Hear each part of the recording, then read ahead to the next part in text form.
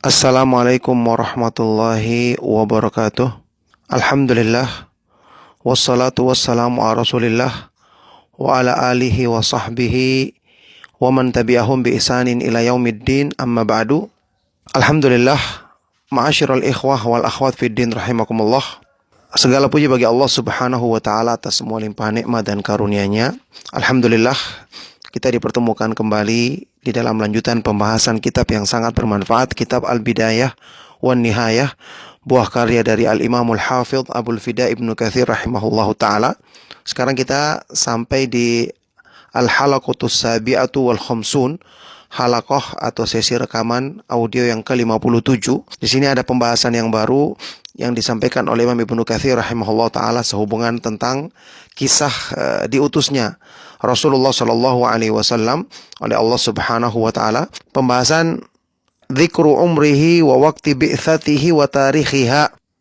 Pembahasan tentang umur Rasulullah Shallallahu Alaihi Wasallam ketika diutus dan waktu beliau diutus serta sejarah yang berhubungan dengannya, kisah-kisah yang berhubungan dengannya. Nah, pertama dibawakan di sini sebuah riwayat dari Imam Ahmad rahimahullahu taala dengan sanadnya sampai kepada Amir Asy-Sya'bi rahimahullahu taala, seorang tabi'in yang mengatakan anna Rasulullah sallallahu alaihi wasallam nazalat alaihi nubuwatu wa huwa ibnu arba'ina sanatan. Nabi Muhammad sallallahu alaihi wasallam ketika diturunkan kepada beliau wahyu sebagai nabi, menjadi nabi ketika berumur 40 tahun. Fakurina binubuwatihi Israfilu thalatha sinin. Maka digandengkan dengan kenabian beliau yang diturunkan untuk menyampaikan wahyu kepada beliau adalah malaikat Israfil selama 3 tahun. Fakana yu'allimuhul kalimata wasyai', yang ketika itu malaikat Israfil mengajarkan kepadanya beberapa kalimat wahyu dari Allah dan beberapa hal. Walam yanzil Quran, dan ketika itu Al-Quran belum turun karena Al-Quran yang membawanya adalah malaikat Jibril, bukan Israfil. Nah, falamma madat 3 sinin Qurina binubuwatihi Jibril. Setelah berlalu 3 tahun bersama malaikat Israfil, setelah itu kenabian Nabi Shallallahu Alaihi Wasallam dikaitkan dengan malaikat Jibril yang membawakan wahyu kepada beliau. Fanazal al-Qur'ana ala lisanihi 20 sanatan. Kemudian turunlah Al-Quran melalui lisan malaikat Jibril selama 20 tahun. Ashran bi Makkah wa ashran bil Madinah. 10 tahun di Mekah dan 10 tahun di Madinah. Famata wa huwa ibnu 63 sanatan, dan Rasulullah Shallallahu Alaihi Wasallam wafat ketika berumur 63 tahun. Ibnu Katsir mengomentari bahwa riwayat ini sahih sanadnya kepada Asy-Sya'bi.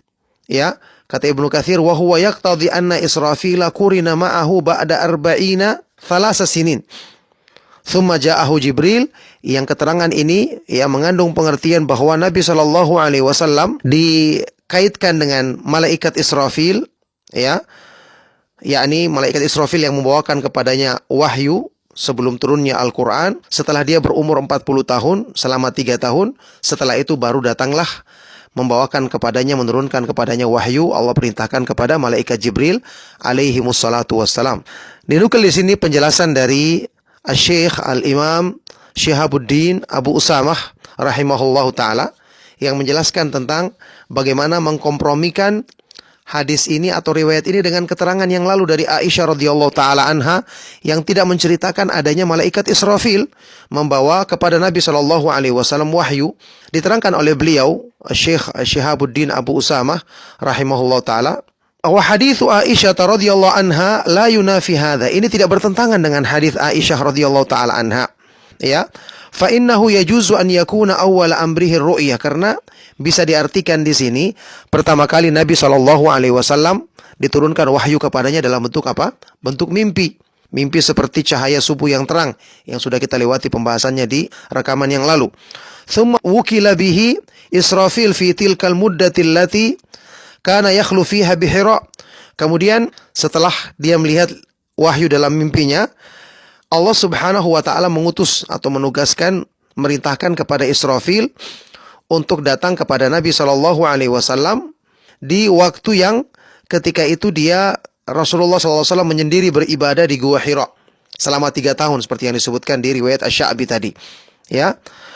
Yang kemudian ketika itulah Israfil menyampaikan kepada Nabi SAW kalimat ya wahyu dari Allah bisur'ah dengan cepat.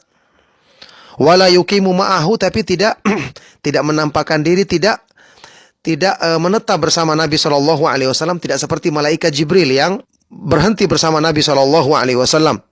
Tadrijan wa tamrinan ila an ja'ahu Jibril alaihi salam. Ini semacam latihan ya, tadrij, untuk menjadikan latihan secara berangsur-angsur kepada Nabi SAW sampai datang malaikat Jibril setelah itu alaihi salatu wassalam ya. Fa'allamahu ba'da ma ghattahu thalatha marratin, yang kemudian malaikat Jibril mengajarkan kepada Nabi SAW setelah dipeluk dengan erat selama 3 kali seperti yang sudah kita lewati pembahasannya.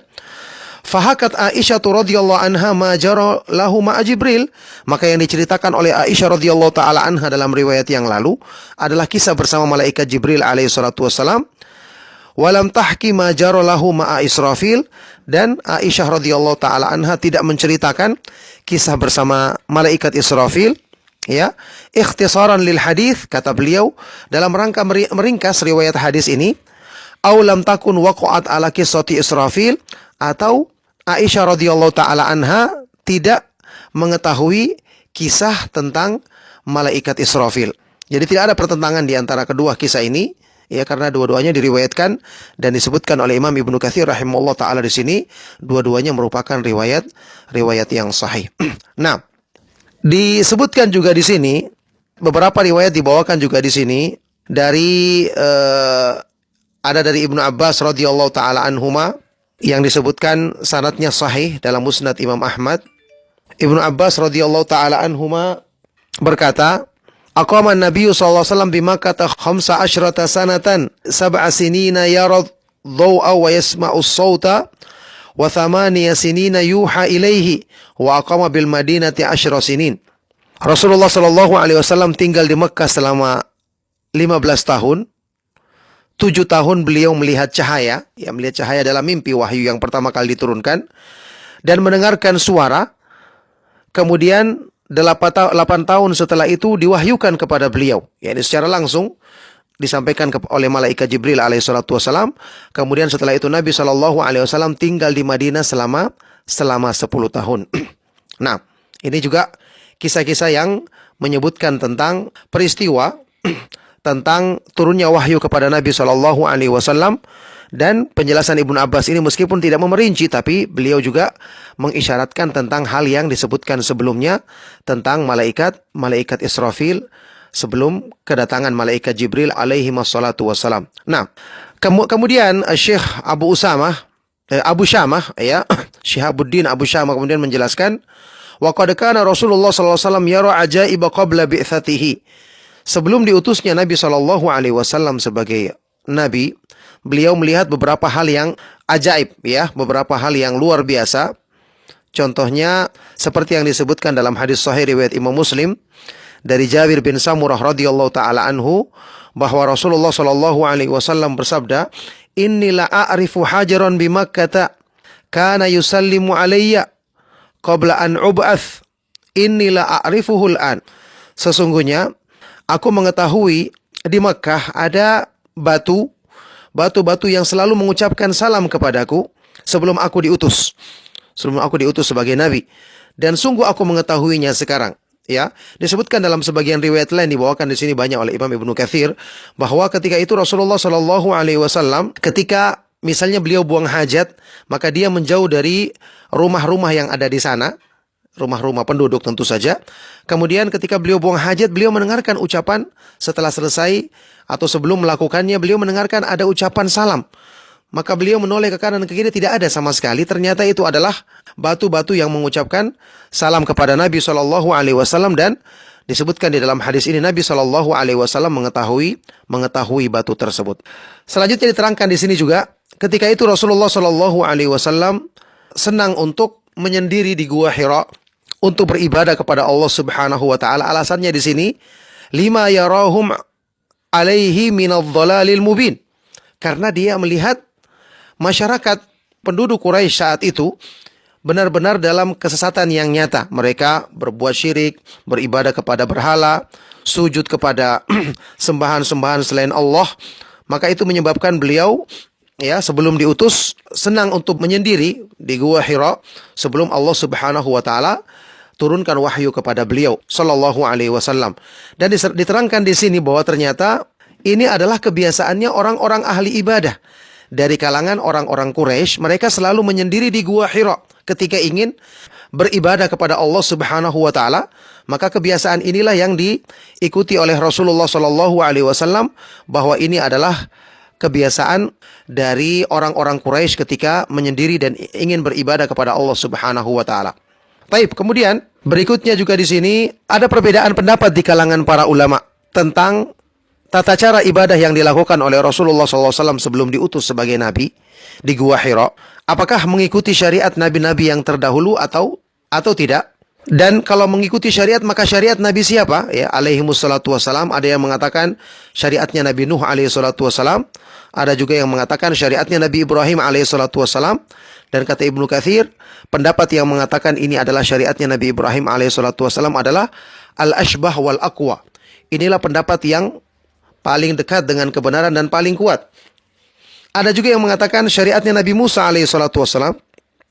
Ada juga yang mengatakan Nabi Isa alaihissalatu wassalam. Bahkan ada yang mengatakan semua yang diketahui oleh Nabi sallallahu alaihi wasallam itu syariat Nabi yang terdahulu, itulah yang beliau ikuti dan amalkan ketika itu. Ya, yang jelas kata Ibnu Katsir di sini rahimahullah taala, yang terkuat adalah pendapat yang mengatakan itu adalah syariat Nabi Ibrahim alaihi salatu wassalam. Kemudian setelah itu juga di sini penjelasan mengenai waktu diturunkannya wahyu kepada Rasulullah sallallahu alaihi wasallam, yakni permulaan Al-Qur'an tadi, Iqra sampai ayat 1 sampai ke 5. Ini ditegaskan sendiri oleh Nabi sallallahu alaihi wasallam dalam hadis sahih riwayat Imam Muslim ketika beliau ditanya tentang puasa hari Senin.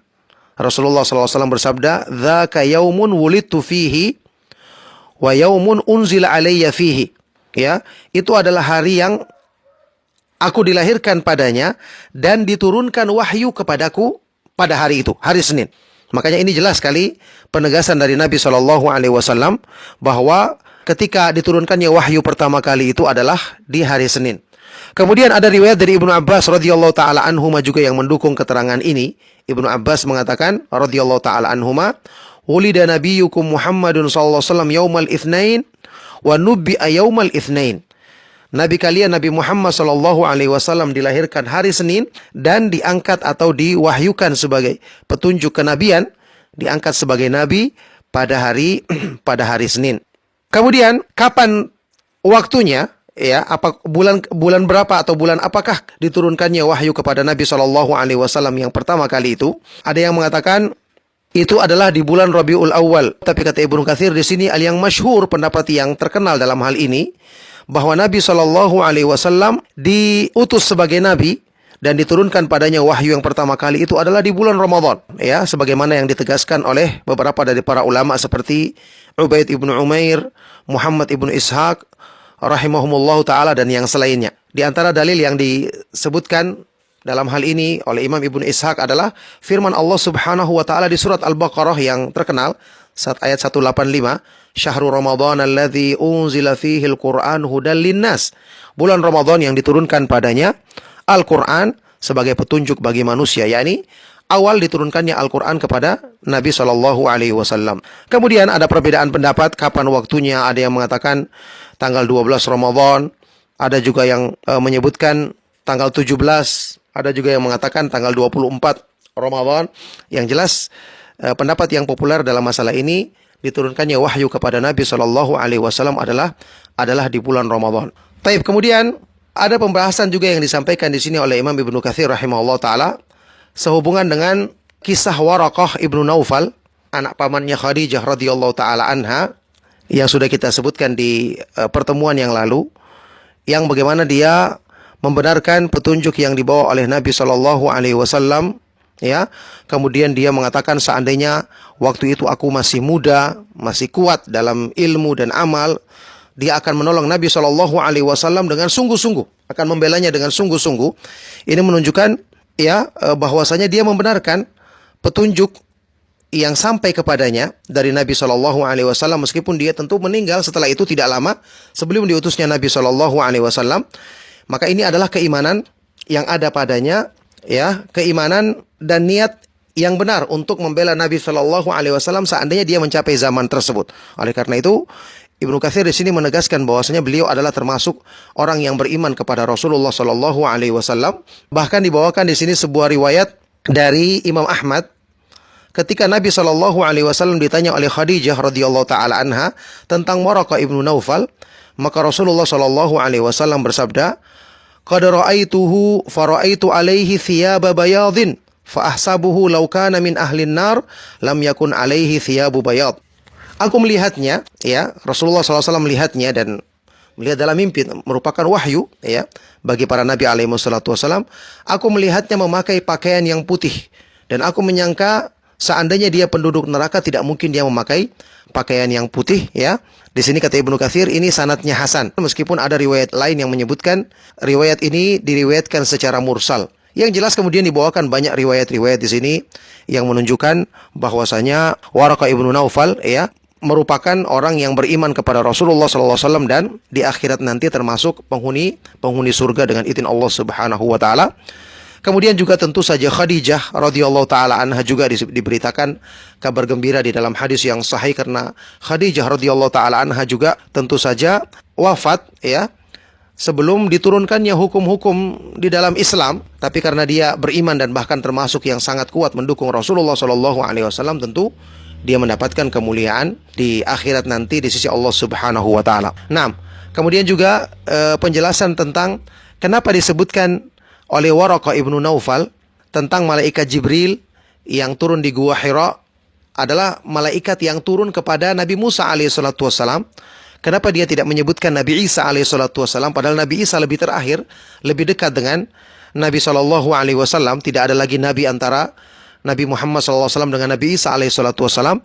Diterangkan di sini karena Nabi Isa alaihissalatu wassalam syariatnya itu menyempurnakan syariat yang dibawa oleh Nabi Musa alaihissalatu wassalam. Maka Waraqah, ya, menyebutkan tentang Nabi Musa, ya. Padahal Waraqah sendiri adalah, sudah kita sebutkan, dia adalah seorang yang menganut agama Nasrani dan bisa membaca menulis kitab Injil dalam bahasa Ibrani, ya. Kenapa dia menyebutkan Nabi Musa alaihissalatu wassalam? Karena alasan tersebut. Kemudian selanjutnya dibawakan beberapa riwayat dari Ibnu Katsir rahimahullah taala, menukil beberapa riwayat tentang Waraqah ibnu Naufal. Kemudian tentang di akhir pembahasan beliau juga kembali menegaskan tentang beberapa hal yang merupakan tanda-tanda yang Allah Subhanahu wa taala berikan kepada Nabi sallallahu alaihi wasallam sebelum diutus sebagai rasul atau diangkat sebagai nabi, seperti masalah yang berhubungan dengan keterangan yang tadi telah kita bawakan dalam Sahih Muslim. Rasulullah sallallahu alaihi wasallam menyebutkan tentang batu yang mengucapkan salam kepada beliau di Mekah. Innila a'rifu hajaran bi Makkah kana yusallimu alayya. Sungguh aku mengetahui batu-batu di Mekah yang mengucapkan salam kepadaku qabla an ub'ats, sebelum aku diutus sebagai nabi. Innila a'rifuhul an. Sesungguhnya aku benar-benar mengenalnya saat ini. Maka ini semua adalah penjelasan tentang hal-hal yang berkenaan dengan diutusnya Nabi Shallallahu Alaihi Wasallam sebagai kabar gembira dari Allah Subhanahu Wa Taala dan hal-hal yang menjadi persiapan sebelum Allah Subhanahu Wa Taala menurunkan wahyu kepada Rasulullah Shallallahu Alaihi Wasallam. Demikianlah pembahasan kita di kesempatan kali ini. Semoga bermanfaat dan menjadi sebab kebaikan untuk dunia dan akhirat kita. Sallallahu wasallam wa barak ala nabiyina Muhammad wa ala alihi wa sahbihi wa man tabi'ahum bi ihsanin ila yaumiddin. Walhamdulillahi rabbil alamin.